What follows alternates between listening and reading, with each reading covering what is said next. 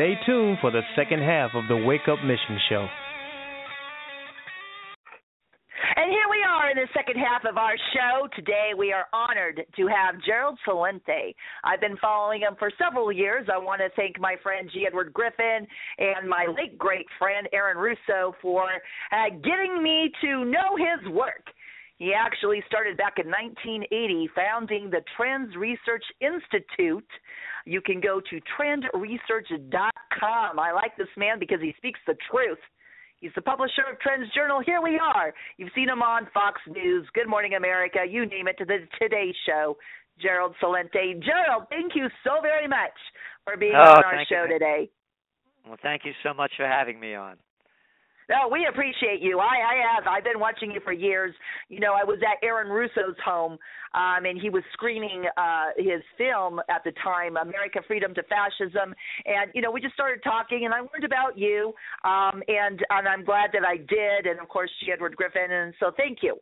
Thank you for what you do. You give good results, and you tell the truth, which we don't see a lot today. But I wanted to start out with, you recently said the following, that the trends in 2015 would be a manipulation of everything. Now, Randy and I talk about manipulation of our government all the time on this show, but what did you mean by the manipulation of everything, Gerald? Well, actually, the story is written by Dr. Paul Craig Roberts. Of course, you know, was the former Assistant Treasury Secretary under Ronald Reagan, and he's one of our contributors to the magazine. And what we were looking at is the grand manipulation. We started with, of course, the banking system. This isn't capitalism. People better grow up about that. It's the merger of state and corporate powers. It's fascism by definition. And bankism is the ruling elite. And these aren't just empty words, they're facts.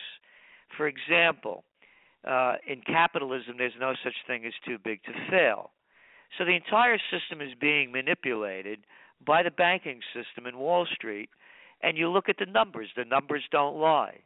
When they began quantitative easing in 2009, the Dow has gone from 8,000 to now it's over around 18,000. You look at Japan, the same thing. Their Abenomics, the central bank, their stock market is at 15-year highs, while the GDP is back to 2012 levels. So the average person keeps losing. Matter of fact, here in the States, 95% of the wealth since quantitative easing began went to the 1%, and median household income in the USSA is now below 1999 levels. So the grand manipulation. Hold on, I love, Gerald, that you said USSA, because that's what Randy and I always say. We're no longer living in a republic. So, you know, I just wanted to confirm that. And right before you came on, as you continue your thought there, Gerald, we were talking about the fact of the extremes between the billionaires in China and the poverty in China. And we just read a report out of California, where California has the most billionaires in the state and the highest poverty in the entire country. So when you talk about the 1%, you know, there you have in the widening gap. And you're correct. We haven't lived in capitalism in my entire lifetime. I've never seen it. So anyway, go ahead. Well, as you keep going around and you're talking about the billionaires, the Oxfam study that came out about a month ago showed that next year, 1% of the people on the planet control 99% of the wealth. So it goes back to, and then you saw the Pew Research Center study that came out recently.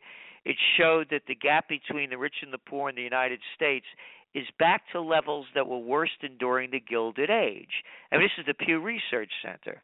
You know, this isn't some lefty organization. And so when you're looking at the real numbers and the hard facts, they tell the story. So it goes back to the grand manipulation. Right now, we have interest rates at record lows for nearly 10 years. They have not raised interest rates. What does that mean? once upon a time, you mentioned that I began the Trends Research Institute in 1980. They used to have this quaint little thing called a savings account, and people used to put their money in the bank for retirement, and they would get an interest on that money that was greater, oftentimes with CDs much greater than the rate of inflation. Now you put your dough in the bank, and what do? You get nothing. Why? Right. Because all that cheap money goes back to why the Dow, why the Nikkei, why the European indexes are all at new highs. The reason is that the gang, they call them investors. They're not investors. They're high-stake gamblers. What they do is they borrow dough for nothing. And what they do, you're looking at half of the stock market gains have come from companies buying back their stocks. Today, you saw the market going up because the banks got a green light to buy back stocks. So what they do is they buy back the stocks, they drive up the prices, and they pull their dough out. And the other part of the raise in the markets have gone from mergers and acquisitions so that we, the people, don't have to ever worry about owning our own business. Because in Slavelandia, you got all this cheap dough, Jared, and you have I the love that Slavelandia. I'm sorry, that's brilliant. Okay, continue. Well, I'm it is sorry. because now what you have, whether it's in the newspaper industry, this group called Gatehouse. I mean, how about Crap House? They're the ones that are buying up all the newspapers all over the country. And what they're doing is they're firing staff, closing copy desks, consolidating everything. The prices are skyrocketing of the stock. Meanwhile, they're ripping out the core. So you have, and then you look again, going back to 1980 when I was a young guy. They used to have things called pharmacies before they had CVS and Walgreens and Rite Aid. They had stationery stores before they had Staples and Office Depot, and now that's being bought out, and it's only going to be Staples. Then they used to have other quaint things, like they call them haberdashers and ladies' dress shops, and now they're called Target and Walmart. It's Slavelandia. Where are you going to get a job? You can't create your own business. The politicians in this country have sold us out. Yes, they have, and you're right. And it's the road to serfdom, as F.A. Hayek so eloquently wrote about. And something else that you said is that the unemployment rate is a rigged game. And Randy and I talk about these numbers all the time on this show. They lie, and then those who are no longer in the system, they're not even counted. I want you to comment on that because, you know, we don't see a reprieve in this, Gerald, and we want to know what you're saying out there. Again, the numbers don't lie. And again, that story was written by Dr. Paul Craig Roberts, part of the manipulation. It's in finance, it's in government, it's in military, you name it. It's across the board. So what they do is they use propaganda and phony numbers. And here, I'll give you an example. Again, current events form future trends. That's what we do. We look at the current events. So you look at the numbers that came out today. The stock market went up on the great news that for the third month in a row, retail sales are down. And that is because they said that, well, that's great. Maybe they won't raise interest rates and we keep the Ponzi scheme going. So go back to what I just said about retail sales. Now, anybody, even half awake, knows that how can retail jobs be created for the last 3 months when in the last 3 months, December, January, February, retail sales are down. Right. We talk about it, Randy and I mentioned it's, when they're saying that it's up, it's because they increase their numbers. I worked in retail when I was in high school. They hire more during the holiday season, and then they fire you right afterwards after they do their inventory. And if it's a really bad Christmas season, they fire you even before that. And this was a crummy Christmas season. Yes. Again, the numbers are there. We had, I believe it was a 0.9% decline in December, if my memory serves me correct. So this is the numbers that we're looking at. So the grand manipulation, as you mentioned, once you're off the unemployment rolls, you're no longer looking. You don't count in the USSA. You're gone, Jack. Right. So then Gerald, I mean, you're such a clever man, you know. And again, I do. I watch your interviews. You know, I watch your Alex Jones interviews and such. What can people do though? I mean, it's a grim forecast. What can people here's do? What you have to. I've been. You know, by the way, I began my career. I used to run political campaigns in Westchester County when it was the richest county in the United States. And I was the assistant to the Secretary of the New York State Senate, and I was a chief government affairs specialist for the chemical industry in the 70s.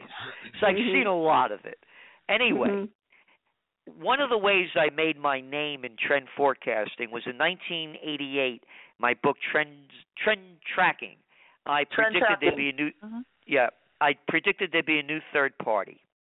And for some reason, I mentioned Ross Perot. Yes. Right now, we have an opportunity. If people are asking what could be done, we don't have a two-party system. We have a two-family system. We got Bushes and Clintons. Oligarchy. Yeah. So now the conditions exist even greater than they did before for a two-party, for a third party. And all you have to do is look what's going on over in Spain. Out of nowhere, in a year, the Podemos party. And that now they could win an election if it was held today. In Italy, you had the Five-Star Movement, and now the Northern League, which they used to consider, you know, the Southern Italians, the Northern League didn't like them.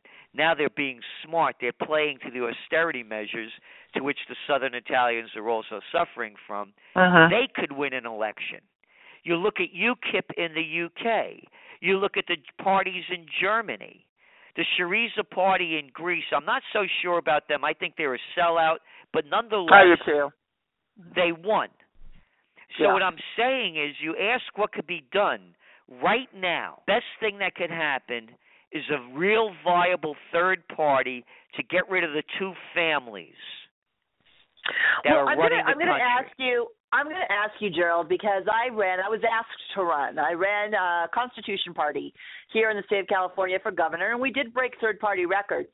But what was really fascinating to me, because I also was a Ron Paul supporter and, you know, worked and volunteered on that campaign. And the same thing I heard over and over and over again was a third party can never win. A third party can never win, so we have to keep doing the same that we're doing today. That's what people say. How can we get past that? Yeah. You know what we need? You know, I'm a believer, by the way, that art is the way of finding the true meaning of the human spirit. And all anyone has to do is look back to the Renaissance. The Renaissance followed the Black Plague, in which some 60% of Europe was decimated. And what made the Renaissance happen was the de Medicis and other families that put the money into initiatives and creativity that brought the human spirit to a higher level. They used to say at the height of the Renaissance, alla Romana e alla Antica, in the manner of the Romans and the ancients, to describe the quality of their work. Now think of that word quality and put it into context today. Quality, you go into a Walmart or a Target, it's like going into a big self-storage unit. Quality, look at the junk that they build. Quality, listen to the music. Quality. So what I'm saying is, something we need de Medicis. In the absence of that, people have to, and again, you know the motto of the TrendsJournal is think for yourself. I don't tell anybody what to think. I don't care whatever you want to think. You think what you want to think. Don't tell me how to think. It's an even game. Exactly. So, right. But do you see the trend? Do you believe, based on your knowledge and your experience, that in this next 2016 we could get a viable third-party candidate, or do you think it will take a whole other election cycle? Absolutely. No. The opportunity's never been better than now. That's what I'm saying. Awesome. It's never been better than now. We just need the right person. That you look at the numbers. I mean, you look at the numbers. How many people look so lowly upon Congress? What self-respecting human being could look up to a Bush or a Clinton or an Obama or a Dianne Not-So-Feinstein, a Pelosi, a little Lindsey Graham, a John Insane McCain? What self-respecting human being could look up to these people? And when you look at the numbers, not a lot. The only reason why they're being promoted is because of the prostitutes that suck up, bow down, lick their shoes, and the other thing I can't say what they do. So we say it on the show. Trust me. Okay, so then you know. Our listeners know. Thinking of grabbing their ankles, right? Yes, yeah.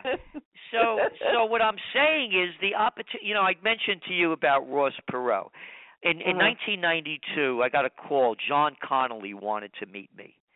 And, of course, John Connally was the governor of Texas who took the bullet in the back. And this is 2 weeks before the election. I have a photograph of me, him, and his wife, Nellie, in front of the book depository. It's his first time back, their first time back since the assassination. They didn't even go there when they turned it into a memorial. And he wanted to meet me to figure out, how did I figure this out?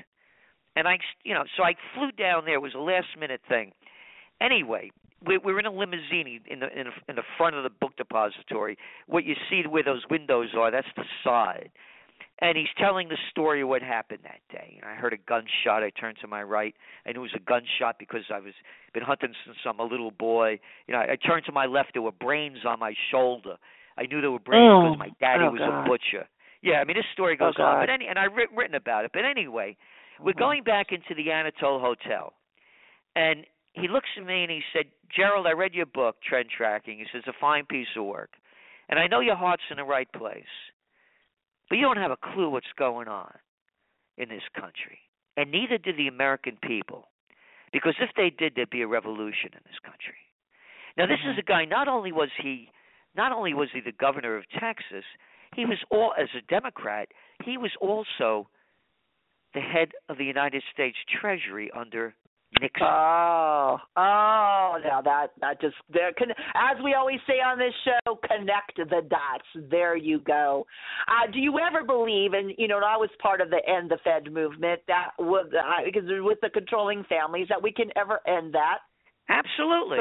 This is what people don't. When I mention these names, if you think that I say, if Bush can, if Obama can, if Clinton can, I can, and you can, unless you think that their mother was better than yours. No. So not to make this ugly, let's just call it even.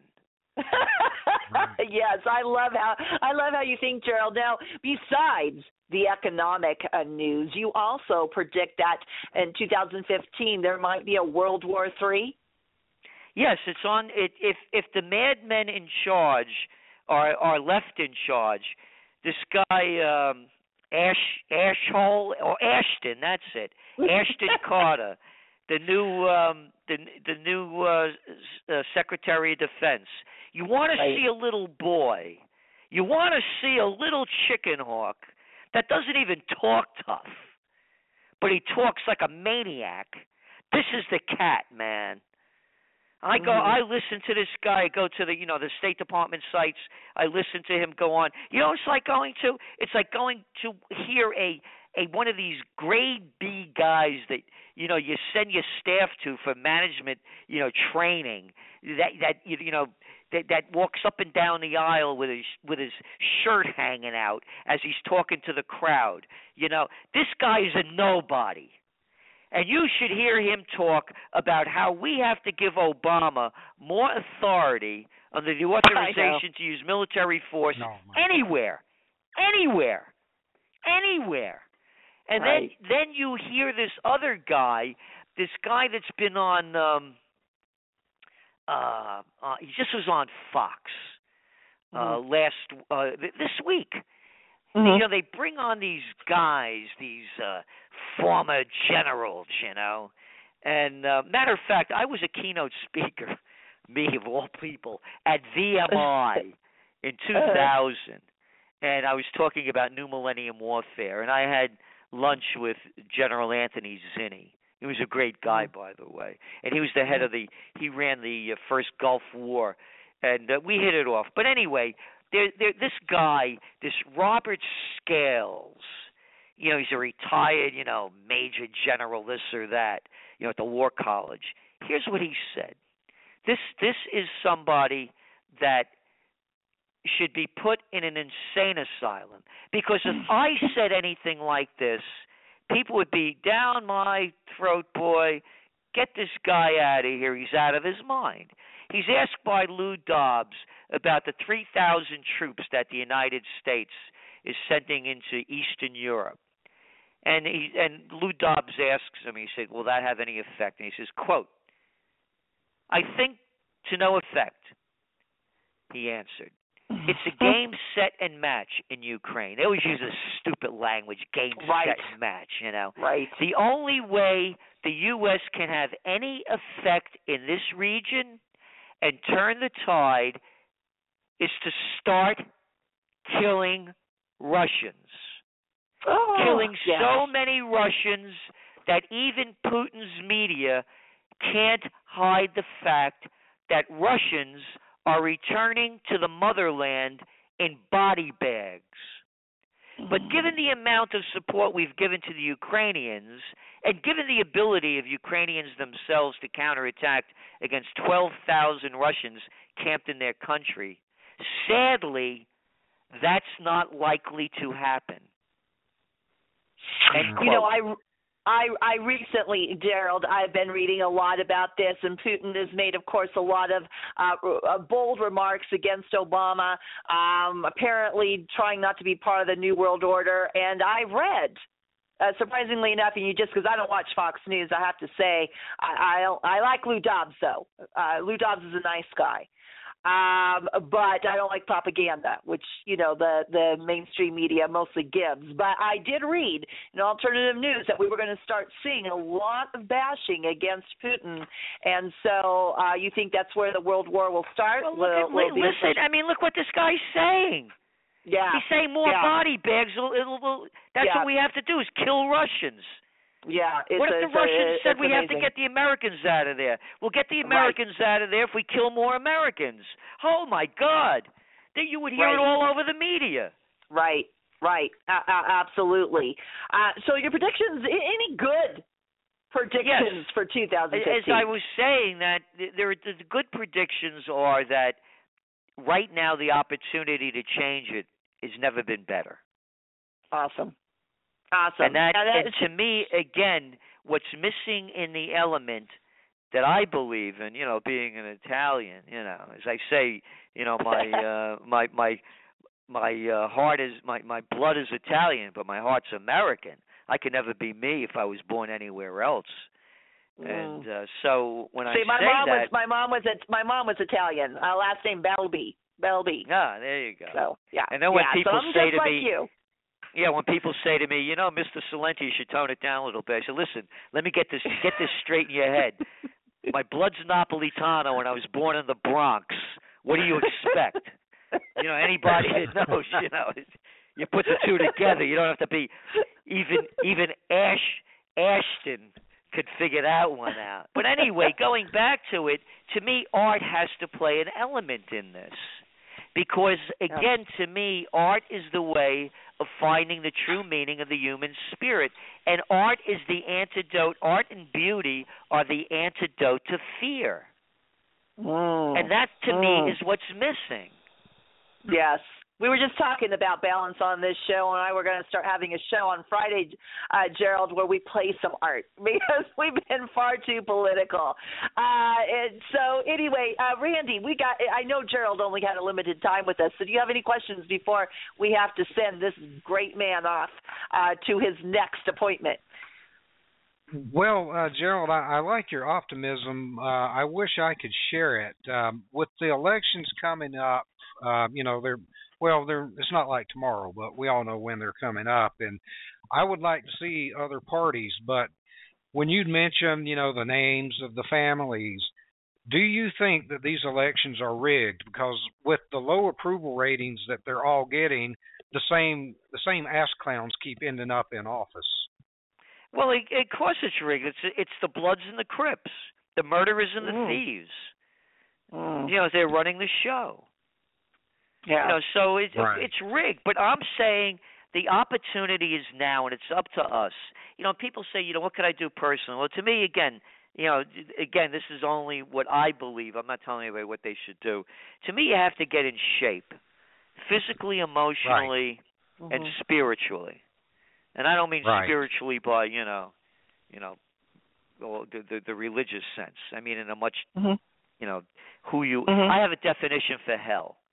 My definition of hell is taking that last breath and knowing you weren't the person you said you were or could have been. Beautiful. Gerald, I know you have to go, and Zeke made sure that we had to get you out of here on time because I know you're a busy man. It's just been an honor. We thank you. You can come back to this show anytime. Your listeners are your friend. Oh, thank you. And just listen, something for your mother who's Italian. You know this whole ISIS thing? This whole anti-ISIS campaign is a plot against Italians. How are we going to sell? How are we going to sell Italian ISIS? Who's going to buy it? Thank you. Okay. Thank you. Take care Thank you, Gerald.